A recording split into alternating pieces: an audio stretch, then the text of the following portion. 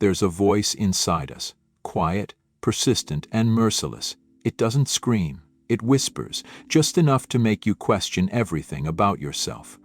You're not enough. You always mess things up.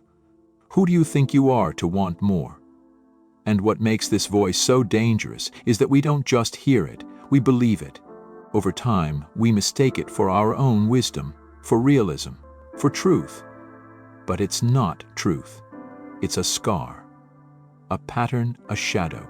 This is the inner critic, the silent saboteur of our self-worth. And if you are a highly sensitive person, that voice can feel even louder, even sharper, because your nervous system isn't built with walls, it's built with open windows. You feel everything, subtle tension, shifts in mood, the smallest disapproval. You absorb it all. From an early age, sensitivity teaches you something crucial, that being too emotional, too honest, too much isn't safe. So you adapt. You shrink your needs. You try to be good. You walk on eggshells. You anticipate problems before they arise. You please others before they ask. And somewhere along the way, you stop asking a simple question: what do I need? The inner critic grows strongest when we abandon ourselves. It becomes the internal parent we feared, the bully we never stood up to, the voice that tells us, stay small, be quiet, don't take up space. And what's most tragic is that it pretends to be on your side.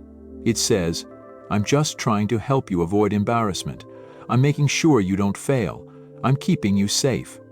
But safety at the cost of self-worth is not safety at all. It's emotional imprisonment. You begin to live in a constant loop of hypervigilance and self-doubt. Every misstep confirms your worst fear, that there's something wrong with you. And when depression sets in, you don't even fight it, you welcome it. Because in your mind, you probably deserve it. But here's what I want you to know. The inner critic is not your enemy, it's your history. It formed to protect you, but it is no longer protecting, only punishing. You don't have to live under its rule anymore. You were never meant to silence your sensitivity. You were meant to understand it, to work with it, to live through it, not despite it. Healing begins the moment you stop fighting your inner critic with more criticism and start meeting it with something it's never known: compassion. Not indulgence, not excuses, real compassion. The kind that says, I see why you're hurting, and I'm not turning away. Imagine this. You're a child with wide eyes and an open heart. You notice everything.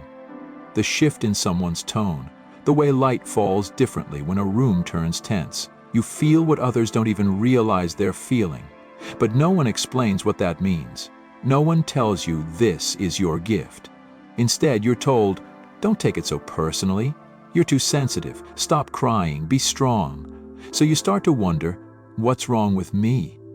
This is how the inner critic is born. For many highly sensitive people, HSPs, self-criticism is not an accident. It's a survival response.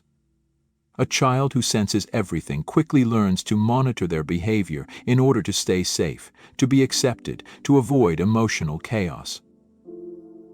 The mind creates an internal voice, sharp, demanding, watchful, that constantly asks, how can I be better? It sounds like ambition, but it's really fear. Fear of rejection, fear of abandonment, fear of not being enough. And so begins the quiet war within, the critic's disguise, why it feels like truth. The most dangerous thing about the inner critic is that it doesn't sound like a bully. It sounds like reality.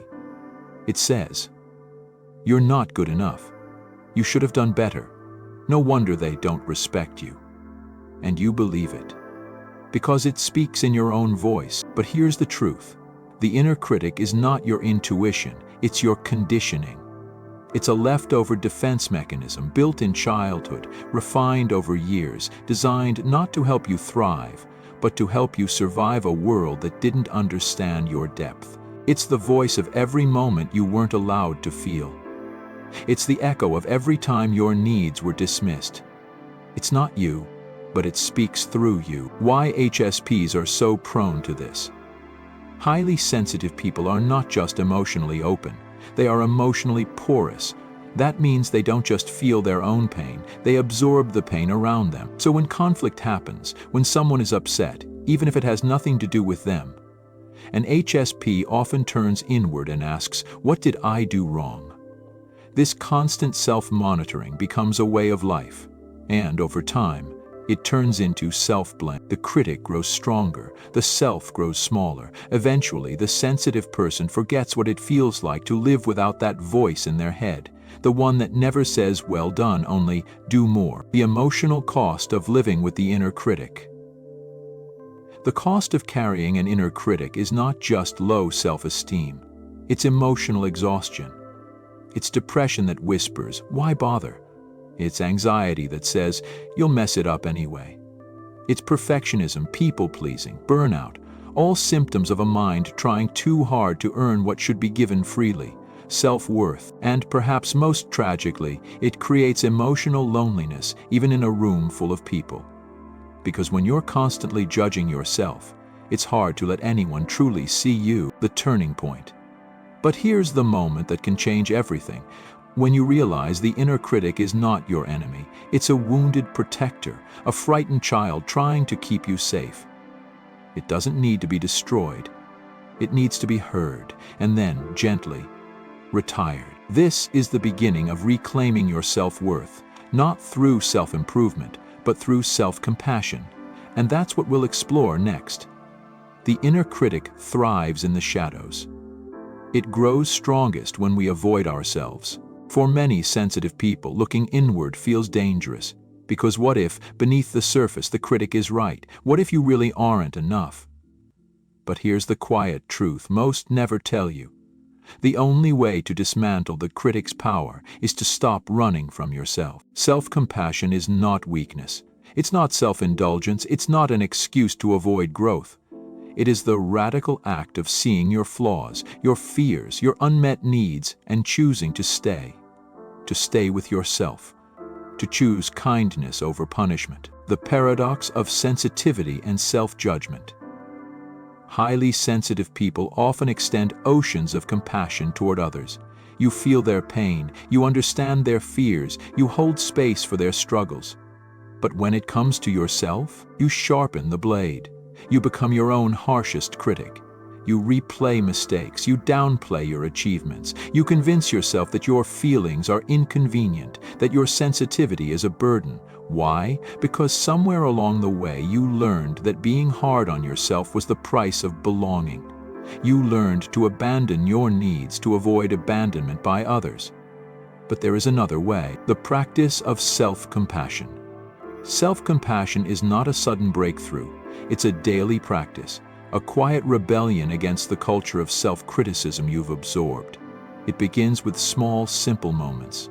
When the critic says, "You're weak for feeling this way," you respond, "Sensitivity is not weakness, it's awareness." When the critic whispers, "You'll never be enough," you remind yourself, "I am worthy exactly as I am, even while I grow." When shame rises and tells you to hide, you choose to soften, to stay present, to breathe, turning toward, not against, your inner critic. The goal is not to silence the critic, but to understand it. Imagine your inner critic as a frightened child, rigid, perfectionistic, desperate for control. That voice isn't here to destroy you. It's here because once upon a time you believed it kept you safe. But you are not that child anymore. You no longer need self-compassion to thrive. And yes, at first offering yourself kindness may feel foreign. It may feel uncomfortable. But that discomfort is not weakness. It's healing in progress. The real strength. True strength is not found in perfection or self-denial. It's found in the quiet, imperfect courage to meet yourself, fully, gently, unapologetically. You will make mistakes, you will feel fear, you will doubt yourself, but you no longer have to navigate life with an enemy in your own mind. You can rewire that voice, you can rewrite the script, and you can replace shame with understanding, self-attack with care. Next, we'll explore how sensitive people can protect their energy, rebuild healthy boundaries, and finally, create the inner safety their critic always longed for, but never knew how to offer. There is a kind of freedom that isn't loud. It doesn't arrive with fanfare or grand declarations. It slips in softly, often unnoticed at first. In the quiet moment, you decide to stop fighting yourself. Self-worth isn't something we earn by achieving enough, pleasing enough, or hiding our flaws. It isn't granted by others. It isn't built on how productive, likable, or perfect you manage to be. It's something far simpler. It's remembering who you were before the world told you otherwise. Before the criticism. Before the comparison. Before you believed that your sensitivity was a flaw. Highly sensitive people often spend a lifetime trying to toughen up, to shrink their emotions, to meet impossible expectations. But the truth is, your sensitivity was never the problem. The problem was trying to survive in a world that doesn't always know how to hold depth with care. The harshness of the inner critic is a reflection of that misunderstanding, but it isn't your truth. Your truth is the quiet strength beneath the noise. The courage it takes to feel deeply in a world that numbs. The power of showing up authentically, even when the critic whispers you shouldn't. The wisdom of turning inward not to judge, but to understand. And yes, the inner critic may still speak. Old habits echo. Wounds don't vanish overnight. But you no longer have to believe every thought that arises. You no longer have to abandon yourself to be accepted. You no longer have to chase worthiness, you already possess it. There comes a moment, quiet but undeniable, when you grow tired. Tired of negotiating your value. Tired of performing strength while your heart breaks behind closed doors. Tired of shrinking to fit spaces never built for your sensitivity. And in that moment, something ancient awakens. A knowing that self-worth is not something to be chased like a prize at the finish line. It is not handed to you by achievement. It is not earned by erasing your flaws. It is not measured by your ability to appear unaffected by life. Self-worth, the real kind, lives deeper. Beneath the noise of the inner critic. Beneath the cultural obsession with toughness. Beneath the false promise that perfection will make you lovable. It lives in the quiet, often uncomfortable decision to stand in your own humanity, completely, unapologetically, imperfectly whole.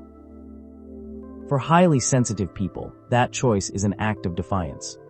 Because everything about modern life conditions you to believe that your depth is inconvenient, that your feelings are excessive, that your softness is a liability. And yet it's in that very softness that your strength has always lived. Sensitivity is not fragility, it is honesty. The honesty to feel what others deny. The courage to carry emotions too heavy for most. The awareness to notice subtle beauty and subtle harm. But when that sensitivity turns inward, without compassion, it distorts. It becomes the inner critic. It weaponizes your awareness against you. It convinces you that to be safe, you must be small. That to be accepted, you must abandon yourself. That to be worthy, you must hide your truth. But no more. There is nothing noble in diminishing your light for the comfort of others. There is no strength in silencing your truth. There is no peace in performing perfection. The deepest form of strength, the one no one talks about, is the strength to meet your own inner world with care. To sit with the discomfort of self-doubt without fleeing. To witness the harshness of the inner critic without absorbing its lies. To choose self-compassion not because you're flawless, but because you're human. It doesn't happen overnight. The unlearning takes time. But every time you soften toward yourself, every time you resist the urge to self-attack, every time you choose presence over punishment, you rewire the foundation of your self-worth. And slowly, the critic's voice loses power. Not because it's gone, but because you've remembered, you are more than your fears. You are more than your wounds. You are more than the voice in your head that was never truly yours. The world may still misunderstand sensitivity, but you don't have to. You can honor it. You can protect it. You can live fully not in spite of it, but through it. You don't have to be perfect to be enough. You already are. And the moment you stop performing for approval, the moment you begin belonging to yourself, that is the moment the real healing begins. The real work is not silencing your sensitivity.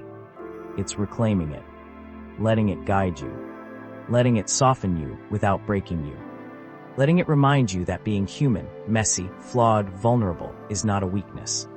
It's where your wholeness lives. You were never meant to be perfect. You were meant to be real.